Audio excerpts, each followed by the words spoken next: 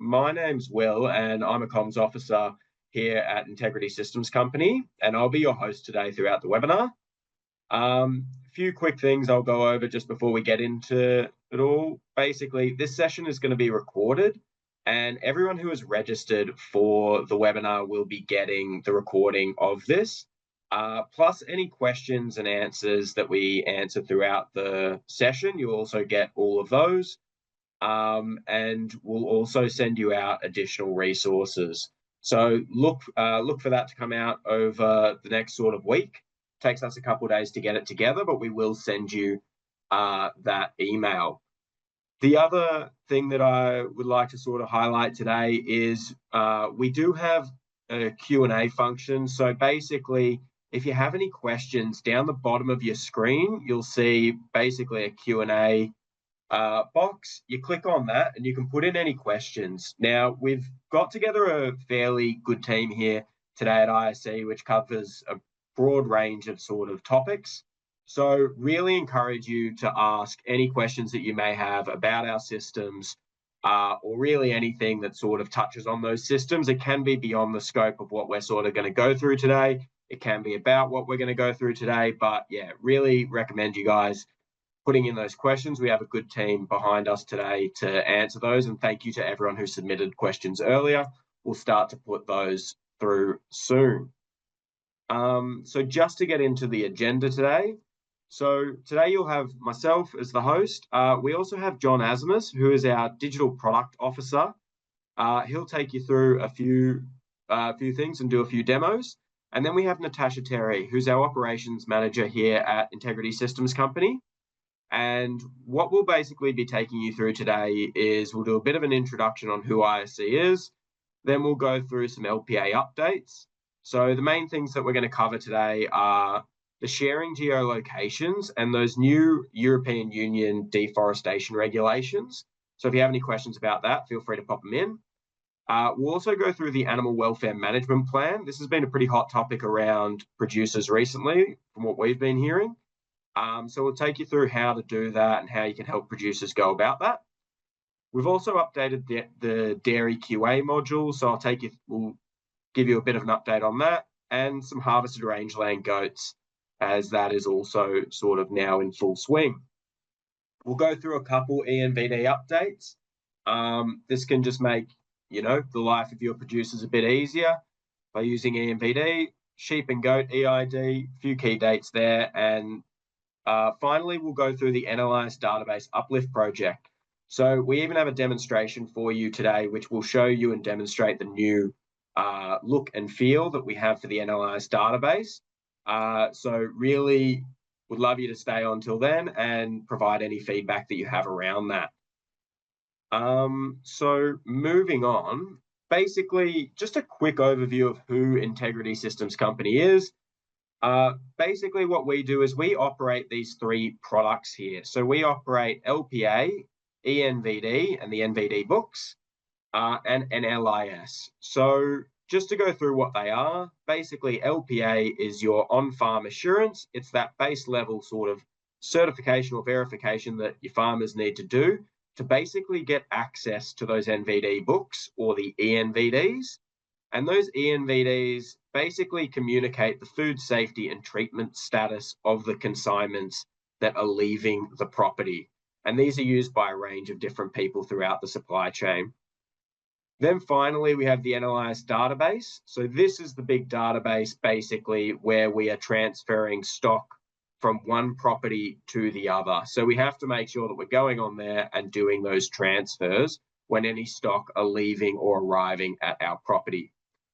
And why do we essentially have all these things? Well, basically, the goal here is to increase market access around the world. We want to meet customer expectations, and those customer expectations are constantly changing.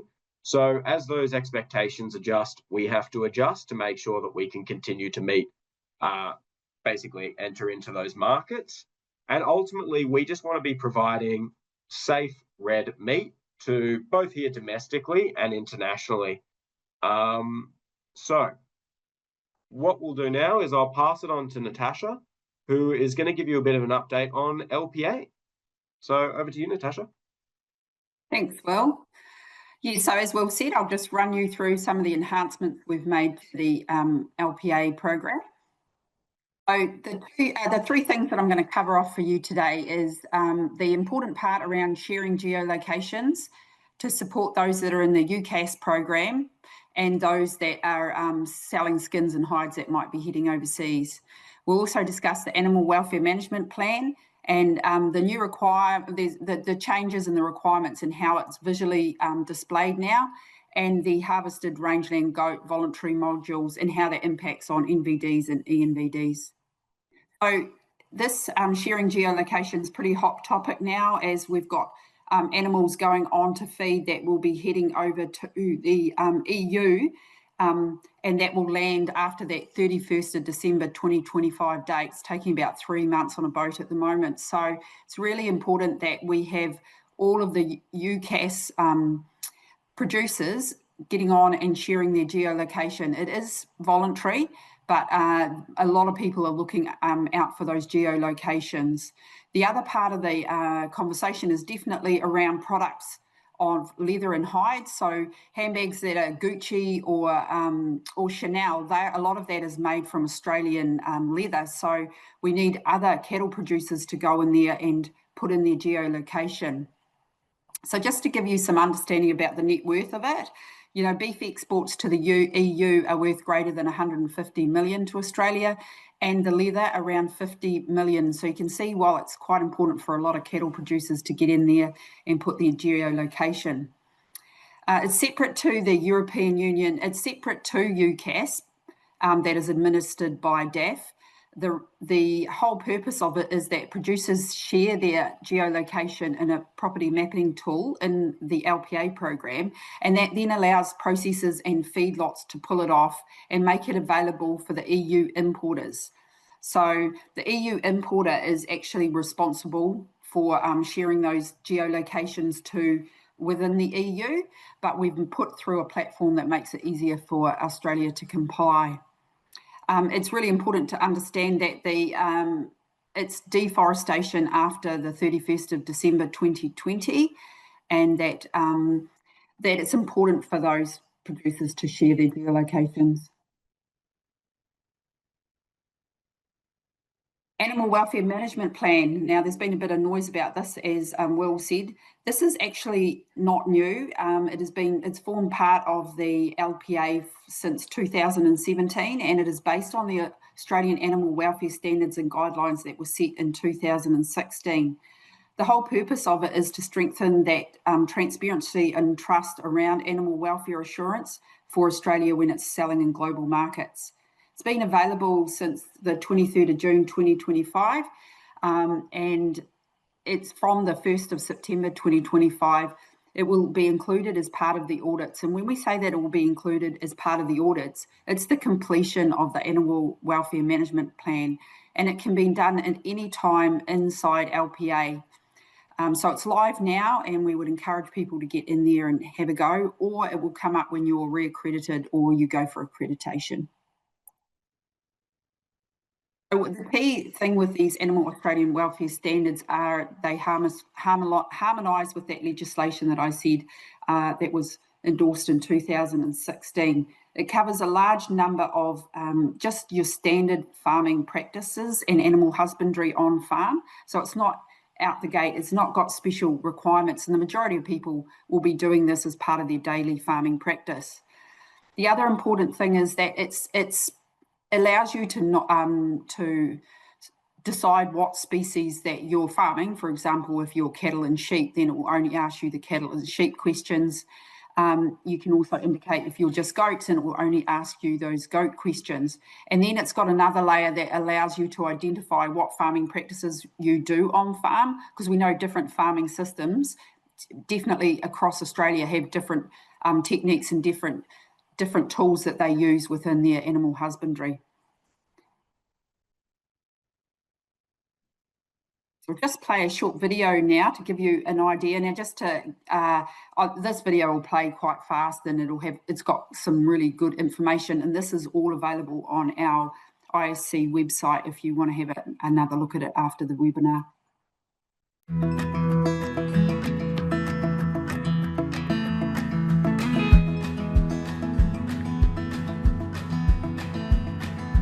There's a new animal welfare tool for the Livestock Production Assurance program. The Animal Welfare Management Plan makes LPA accreditation and reaccreditation clearer about ensuring good animal health and welfare outcomes. There will be some extra questions in the self-assessment when you renew accreditation every 2 years, but the underlying requirements haven't changed, and there's no extra cost. With Livestock Production Assurance, Australia's cattle, sheep and goat producers already commit to Australia's animal welfare standards. The new tool gives consumers and our markets a stronger basis for preferring our red meat. So let's see how it works. Log in to your LPA account.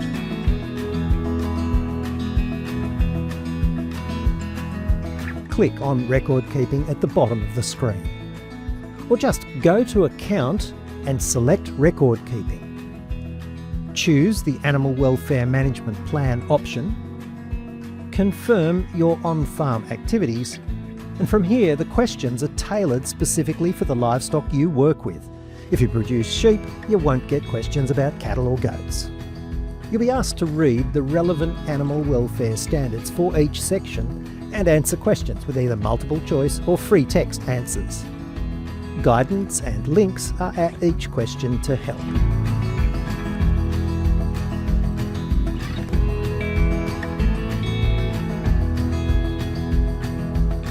Once you've completed it, an Animal Welfare Management Plan document will be created.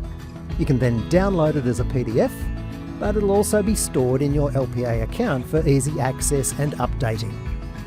It'll be available anytime via Record Keeping.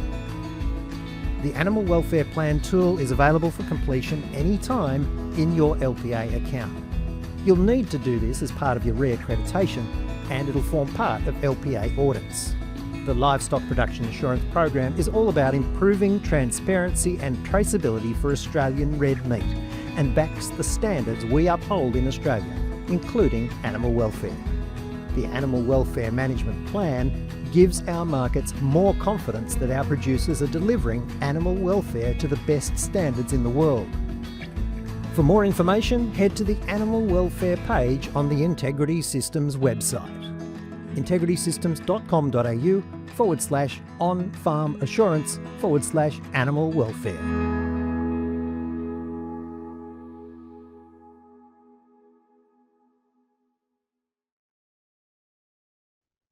As you can see from that video, there's quite a lot of guidance available on the website.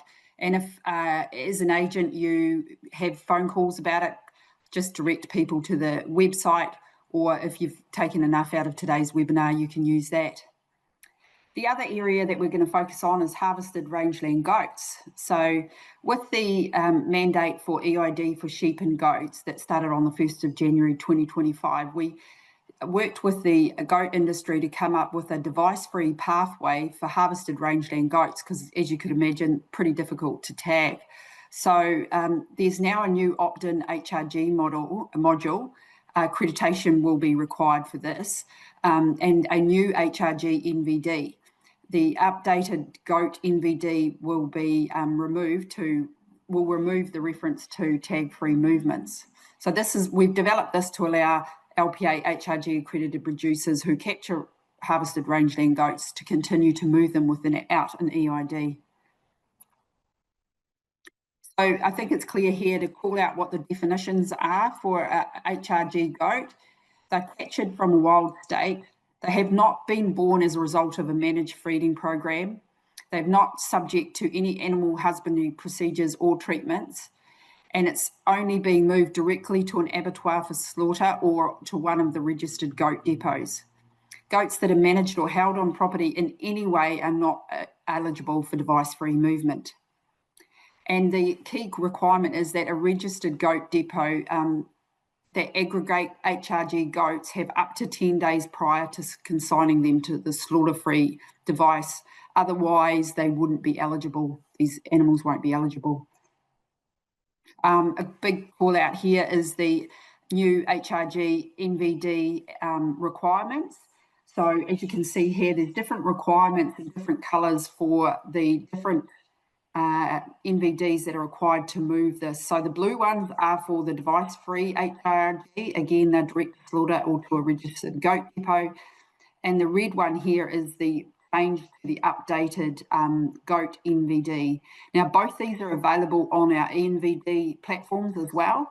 But I think the big call out is that the previous goat NVD booklet is now invalid because it became invalid on the 1st of July 2025.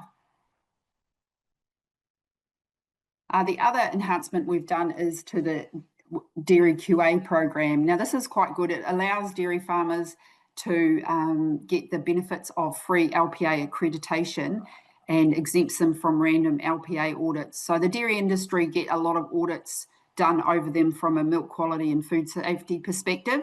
So they can opt in and provide their dairy license number.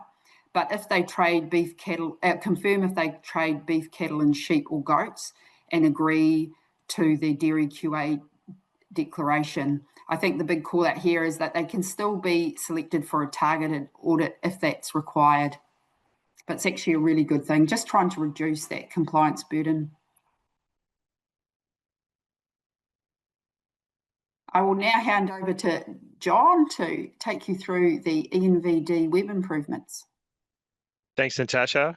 Good afternoon, everyone. Thanks for coming along and having a look at what IC is offering in the new space of eNVD web improvements. As Will mentioned, I'm the digital product manager for all three of the products that IC is looking after at the moment. And today I'll just be going through some of the areas that we're looking at improving or have improved in eNVD. Next slide, thanks. So just to kind of call out, like eNVD is a big focus for us, and we're investing a lot of time and effort into listening to feedback from the industry and looking at areas around where we can improve and make it quicker and easier for your clients. Two of the key improvement areas that we're looking at, the first of all is a recent change that we've implemented around integrating eNVD and NLIS a little bit closer. The reasons behind that is that we recognise that the movement information that your clients provide, but also is required within NLIS as a compliance obligation, are very similar in nature, and there's a good opportunity there to utilise that information at the point of eNVD so that your clients don't need to then go and log into another system to do that movement. So as we'll explain through the video, and I'll do a quick demo after that on how to do that, but we do have the opportunity for clients to add the devices that are related to that movement. And then if they're receiving it and they need to do a P2P movement, we can facilitate that through eNVD. The other area that we're looking at, and this is based on a lot of feedback coming through from users, is the ability to find the destination pick within eNVD. At the moment, we have some challenges around that. We get inconsistent information from the states, and because we're searching on the pick register, it's not super easy for your clients to find that destination. So we're looking at ways to improve that and filter down the information that we do have from the pick register, so that the destination is easy to find, and reducing some of that kind of angst around being able to find the correct destination. So just to kind of drilling down a little bit on the integration feature. As I mentioned, we're only doing property to property transfers at the moment. What we're doing with this feature is pushing out a nice simple movement, seeing how users are using it and getting feedback whether they like it or not. And then we'll look at options to extend that through eNVD to include other transfers and other abilities to add devices into the movement.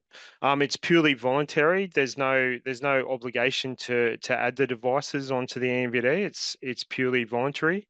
And we see kind of two core areas of benefits in allowing this to happen.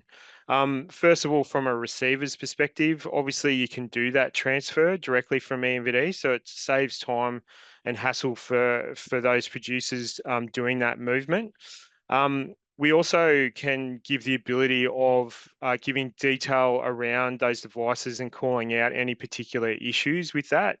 I suppose the biggest benefit from an agent's perspective is being able to identify when devices aren't on the from pick and calling that out before the movement happens so that we can identify those devices, get the necessary movement done onto the from pick before they go off, and maintaining that lifetime traceability and ensuring that the life history of that device is correct. From a sender's perspective, you have that check available as you add the devices, so it's a benefit for the sender, but also as soon as you put those devices on that consignment and submit it, everyone involved in that consignment can see that information. So it's giving early visibility to the receiver about what devices I'm going to receive. And anyone who's part of that consignment, like yourselves, if you're added as a consignment pick or a viewer on that eNVD. Here's, I think, a short video just explaining that, and then we'll do a demo and see it working in action.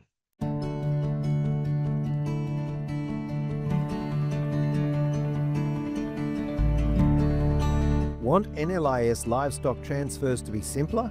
Well, there's now an option to complete NLIS movements directly through the eNVD web system.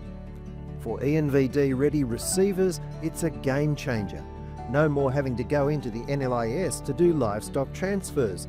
The option to do it in the eNVD web system is both simpler and faster. For senders, help your eNVD-ready receiver get the transfer right and cut your pick reconciliation admin. Just preload an accurate device list to your eNVD for the receiver to transfer. So what's in the NLIS database matches what's in your paddock. Receivers can preview the device numbers heading their way, pick up any statuses and plan ahead for a smoother transfer.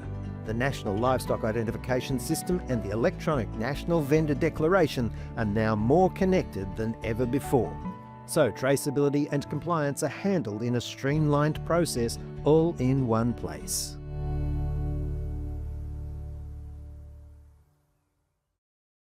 So as I mentioned, this is available in the web-based part of the platform for eNVD. As I said, we're seeing how it's being used here, and then we'll roll it out with the app as well. But just to run through a really simple example, what we'll do is we'll create a consignment, we'll attach the devices, and then see how that looks from a sender and a receiver's perspective. So creating a new consignment, obviously the best way to do this, and you can articulate this to your clients, is setting up a pre-existing template that kind of matches all the things that are common around their movements, and then they only have to select the individual details. So what we'll do is we'll select a template, and obviously also if you're in other states other than Queensland or NT, when you have an agent pick, you can ask them to put your agent pick in here, and then you get full visibility of this consignment. So you get everything that is kind of added in here, and full visibility of that. So you can supply that pick, select it from the list down here, and add it to the consignment. But for this one, we'll just do a normal one. So we just add in the movement date, which is today. Sorry, I'll just select that. And then we can just go and edit the details of the consignment. So we'll just move some Angus steers today and put in the number with tags, no rumens. Okay, and then finally, we can tick the declaration, and we're ready to go. So once we can submit that consignment, we'll be presented with this screen, and then you can see that we have this new banner here to start that movement off the property. So all we need to do to add the devices is click on this button, and we're presented with two options. So if you guys are out in the field and you're doing a read for your client and you have the file, you can supply that file to your producer, and they can upload that device readout or session readout straight through. We do accept most of the session readers, and we just pick the information that we need. Otherwise, if it's a small consignment, we can bang in the IDs in here separately. But for this demonstration, we'll upload the file. And I'll just pick a file that will just call out some of the errors and warnings that we can present just for this demonstration. So we add the file and then the next step. And what this has done is it's checked against the NLIS database and playing back a few things here. First of all, we can call out if you add more devices than is on the consignment, we'll call it out and we'll say that you've added a different number of devices. So in this instance, the eNVD's got 19, but we've added 21 devices. So we can call that out as a warning. Moving down, we can see the list of devices that have been added to the consignment. And this first one here is just telling you that it's an invalid ID. So it might be a bad read, or there's been some other type of device added in that session. So we can call that out. If it doesn't find it in the database, it'll call it out as an invalid ID. The second warning here is the one that I mentioned before that you guys might be interested in, is it's calling out that this device that's been added to the consignment is not on the from pick. So what that means is that potentially the transfer onto the pick hasn't happened correctly. And if it then transfers off the pick, then that lifetime traceability of that device is affected. So we're calling that out before the consignment takes place, and you have an opportunity to resolve that. The third one here is with clients, if they have multiple species, and we can call it out if the species that's been added to the consignment is different to what the eNVD says as well. So hopefully that gives you a bit of a flavour of some of the checks that we can do. So if we then switch over from a receiver's perspective, what I'll do is I'll just change profiles to the receiver. And what you can see is we can see it as an incoming consignment. And here we can see that we're calling out that the devices have been added by the sender. And every step in the journey, there'll be some small tool tips presented to the users so they can understand what's going on. So if we want to have a look at what the devices have been added, we have a menu option here. And if we click on view the devices, there's a couple of things that I want to call out here. We can see the errors and the warnings that are presented that we saw from a sender's perspective. But the most important thing is if your clients are using it as the LPA profile, to do anything with this consignment, to do the movement, they need to switch to their NLIS account that they have linked. If they haven't had them linked, there's plenty of collateral on the IC site to do that, or there's a quick link in here to guide them through that. If they don't have their NLIS account linked, they won't be able to do the movement or edit any of the details on here. So you can see that these options are kind of grayed out for the user and not allowing them to do it. So what does that mean in practice? We'll go back to consignments. I'll switch the profile to the NLIS ID. So if they have them linked, it's clearly articulated between what is an LPA one and what is an NLIS one. So when we switch to the NLIS account that's been linked, you'll see the same information, but some slightly different options available. So you can see here that we've got the option to complete the NLIS movement. So if I click into that, you can see the same errors are still presented, but we have options to edit and edit the information here. So if this if the information provided is a little bit different to what the consignment that's turned up on the property, we have an option to replace those devices.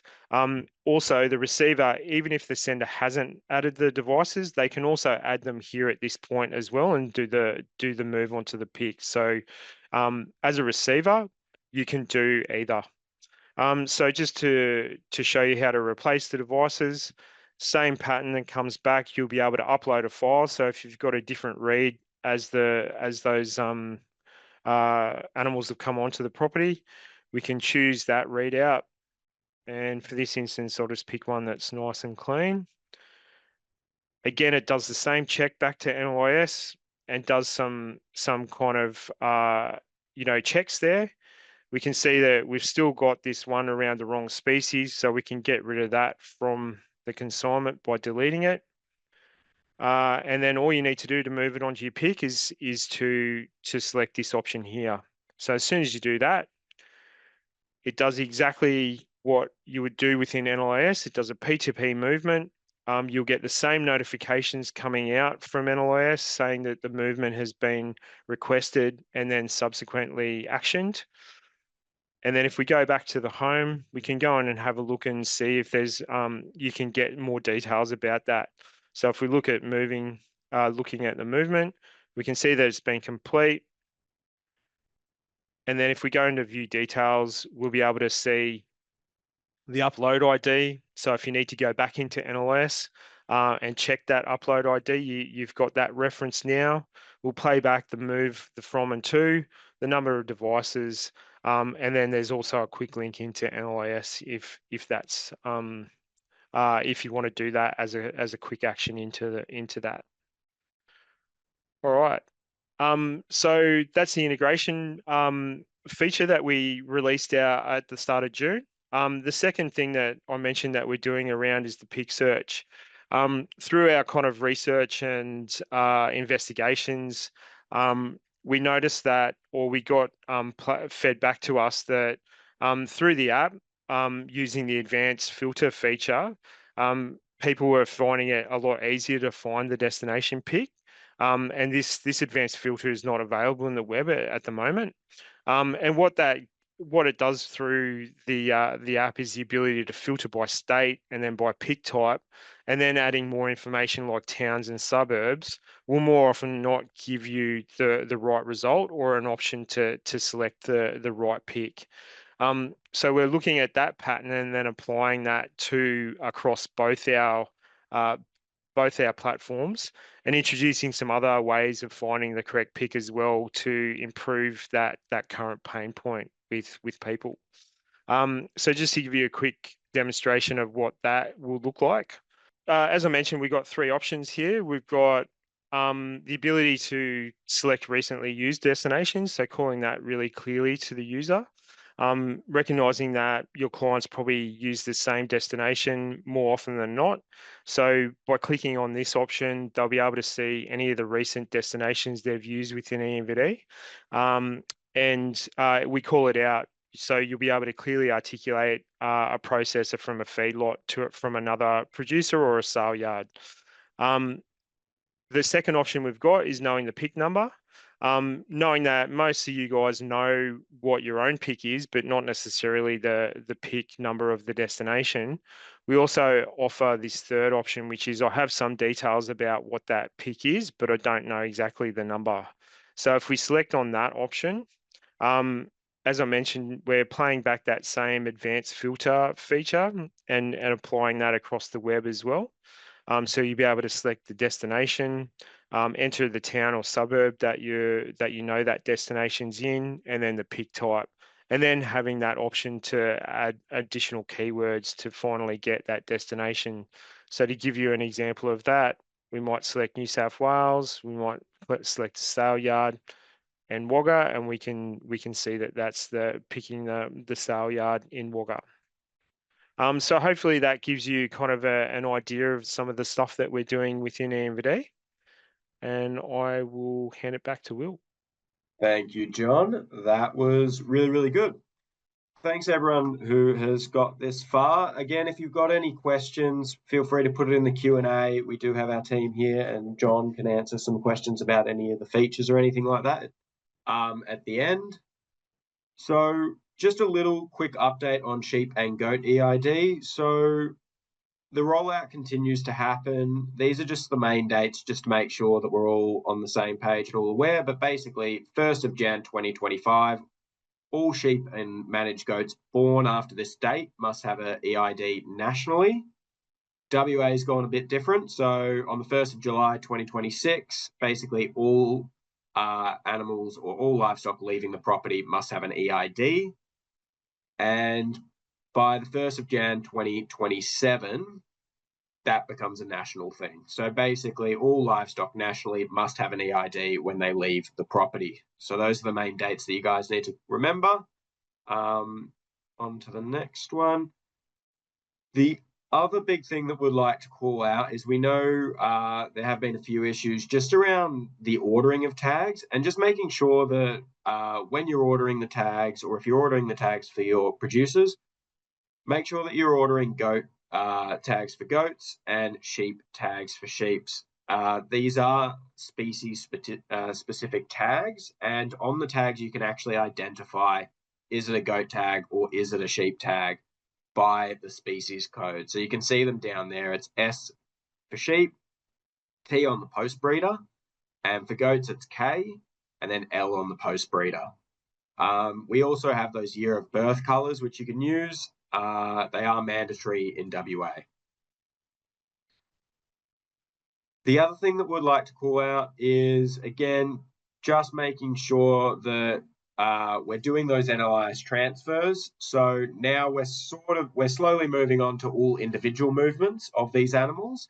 And we just want to call out, you need to make sure that we're doing those transfers within 2 days of the animals arriving on property. Now, it is the receiver's responsibility to complete those transfers. However, as you sort of saw with John's presentation, the sender can also help out in that process by uploading the tags on eNVD and then making it a bit easier for the receiver to just accept that movement as they come in. And we just want to call out, basically selling platforms like Auction Plus do not complete the transfer. So what we'll do now is, and we've got a bunch of resources on our website, so if you ever have any questions, just head over to our website and you'll be able to find a lot more detail on all of this. So what we'll do now is we'll hand back over to Natasha, who will run through the NLIS Database Uplift Project, and this will be really important because you'll start to see this sort of coming through in 2026. Thanks, Over to you, Will. Natasha. Thank you. So as Will said, Uplift is just a flash word for saying that the NLIS database is getting a bit of a refresh. So we're putting this in the webinars for this series of webinars because the information that we're getting back is that a lot of producers and wider supply chain partners aren't aware that there is a new incoming database. So we just want to get the message out there, and especially for you guys in the stock and station industry, it's really important to be having these conversations with your clients so that they are aware that there is changes coming. So let's take it back to year 2000. Everyone was going a bit nuts about Y2K and whether we were going to get access to our money. I was playing Snake on my Nokia 3310 and thought I was pretty cool at that stage, and using a lot less hair dye than I do now. And it was also the year that the NLIS was released, so it doesn't seem that long ago, but it was over 25 years ago now. So why that uplift is needed? So why are we looking at refreshing the NLIS database? As we've previously mentioned, I think Will mentioned it, you know, it's part of the role that IAC plays is being the key defence against exotic diseases across Australia. So it's important that we can protect our market access and food safety with this key tool. As I said, it's a bit like me, it's a bit outdated now. It's over 25 years old, I only wish. We're building for the future, so we're looking at future-proofing that livestock traceability, just not for today, but into the future. And we all know she's not an easy system to use all the time. There's lots of long drop-down boxes, and we know most producers and users of the system don't want to be stuck inside all day trying to work out how to use the NLIS database. We're looking to modernise the core purpose and functionality and make sure that infrastructure is even more secure. We all know in 2025 that most of us don't answer unknown phone calls. We're always looking for scammers. There's a lot of cyber attacks happening out there, so we want to make sure that our NLIS database is prepared for that for the future. And we're tracking towards a go live after the 30th of June 2026. And this is all being made possible through a $22.5 million funding grant from the Australian government. What are we looking to achieve out of uplifting the database? We're trying to get increased traceability due to improved usability. You know, if it's hard, people don't want to do it, whereas if it's easy to do, they're more likely to make sure that they keep up their traceability. We're simplifying some of the processes to get that job done quickly, to get people again back out doing their work for the day.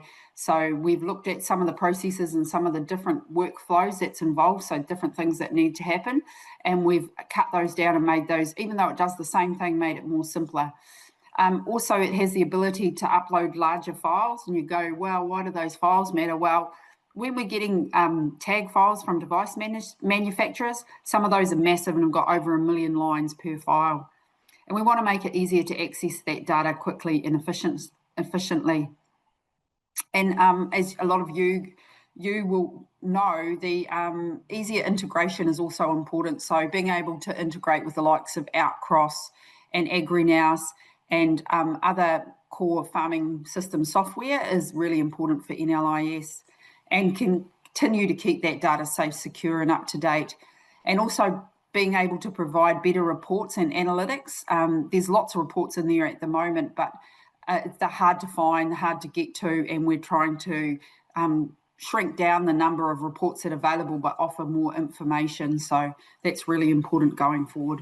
Also the notifications, I think they drive a lot of people crazy. They don't know what to do with the different warning signs, so that notification process is being improved as well. And it's been a bit of a journey, and a journey obviously that a lot of people aren't aware of, but it's going to be a 3-year journey. So we started in July 2023, and we're currently here, and we are building the system at the moment. So what John will take you through is how it looks and feels and how it would look for a user. And there's some big heavy grunt build work going on in the back end to make sure it still does what the current system does and make it easier for people to use. So there's a lot of building going on, and then we're looking at that stage transition as we move forward. I'll now hand over to our guru John to give you a run through and give you a bit of a taste test of what it's going to look like in the future. Thanks, Natasha. Hopefully I'm showing the right screen this time. So yeah, as Natasha said, what we've been doing over the last kind of year or so is looking at opportunities to make the current system more user friendly and easier to use. We don't want people spending massive amount of time in here doing their compliance obligations, so we want to make it as clear and easy so that they can come in and get their information, do what they need to do, and then leave. So as I said, like this is the current system that you guys are probably really familiar with. And what we noticed is that it's not very clear about where to go to do things. So for it might be okay for someone who's used it, as Natasha said, for 20 years. But for new people coming on board, it's not really that easy or intuitive. There's lots of drop-down menus and lots of options, so you have to scroll through and dig for that information. So what we're moving to is a cleaner kind of experience where that we make and we call out information that we think is relevant to the user, and making it very easy for them to understand exactly what's going on, and where to go to do what they need to do. So you guys as agents of change, and no pun intended, is that like we need you guys as the ears and the eyes on the ground, and sometimes doing things on behalf of users in NLIS, to be able to also be able to clearly understand what you need to do and where to go. So from this perspective, this is a typical producer screen, but what we want to do is just play back exactly what is going on with their pick, and then clearly articulating, if they need to do something, where to go. So what we can do here is we play back any pick statuses, any programs they're part of, the species that they've indicated to the system that they interact with. And then as we go down here, this is where it's potentially the same for you guys if you have non-written authority in terms of what you want to do. So if you have a particular transaction ID or an RFID or an NLIS ID that you need to search on, or even a PIC or some kind of reference, you can pop it in this search bar, and this is using a pattern that everyone's familiar with. So for this example, we can search by a transaction. So we can click on the search bar, enter the transaction ID filter, put in a transaction, search on that. So this might be a transaction that you're following up on that someone's done or yourself has done. We give back a list of possible results. And here you can see that we've found a transaction ID, the date that it was done, the type of transaction, who did it, and when it was uploaded into the system. If you want to drill down even further and get more information on that, we'll have the opportunity to do that. And then you can see a little bit more information where, so this is a movement of cattle, the from pick, the to pick, the number of cattle that was done, any eNVD reference, the number of devices added, any NVDs if it was done via paper, and then obviously the devices, and you can drill down on that. Going back to the landing page, the other big thing that we want people to interact with is these big call to action buttons.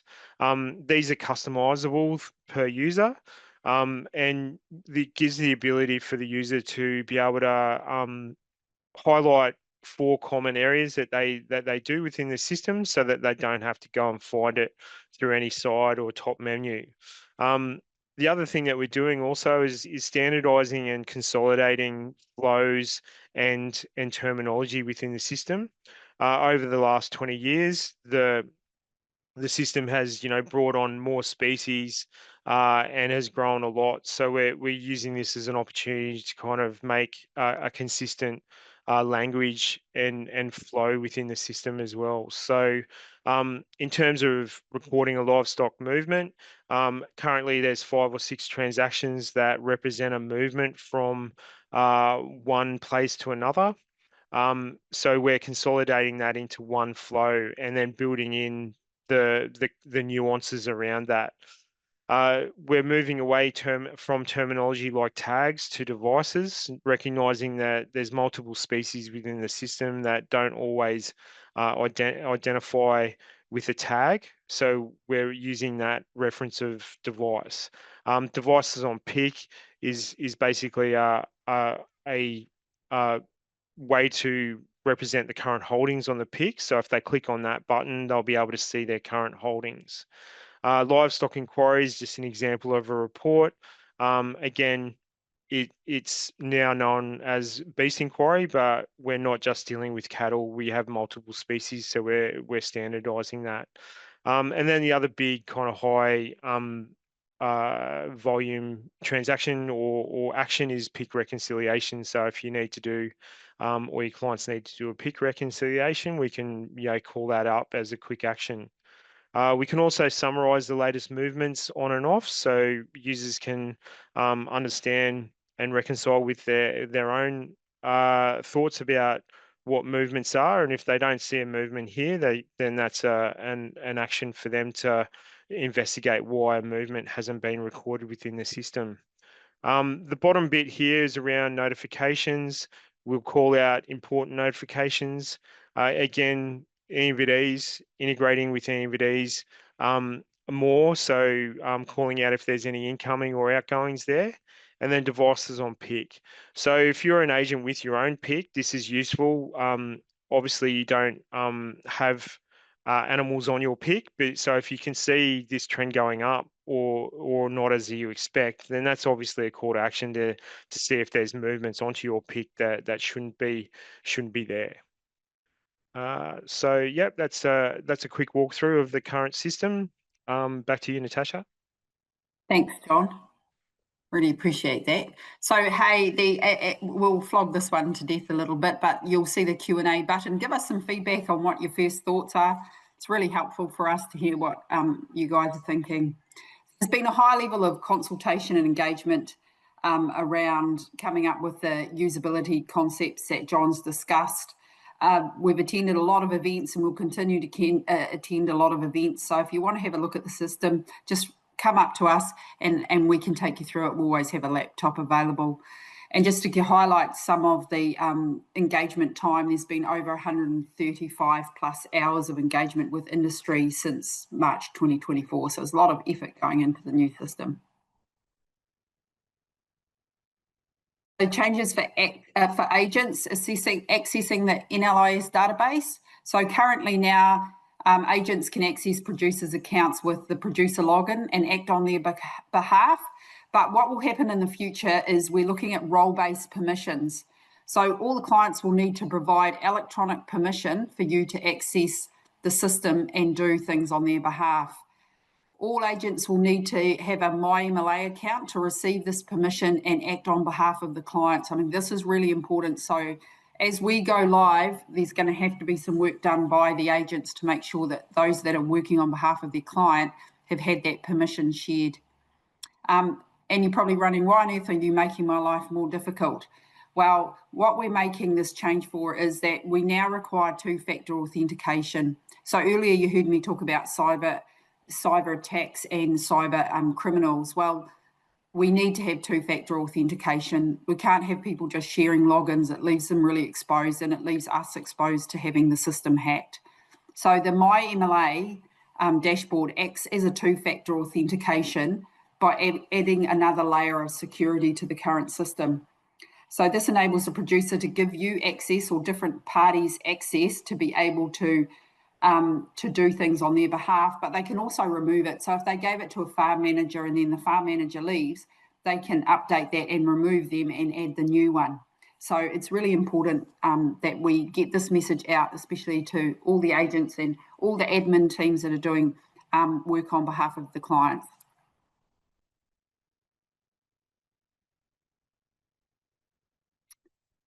So we're not going to leave you out there cold. We know that this is a big change, and a lot of people have said, oh, it's taken me 20 years to get my head around the last one. So we know this will be a big change piece. There's a detailed training plan being developed at the moment, and we'll share that as soon as possible.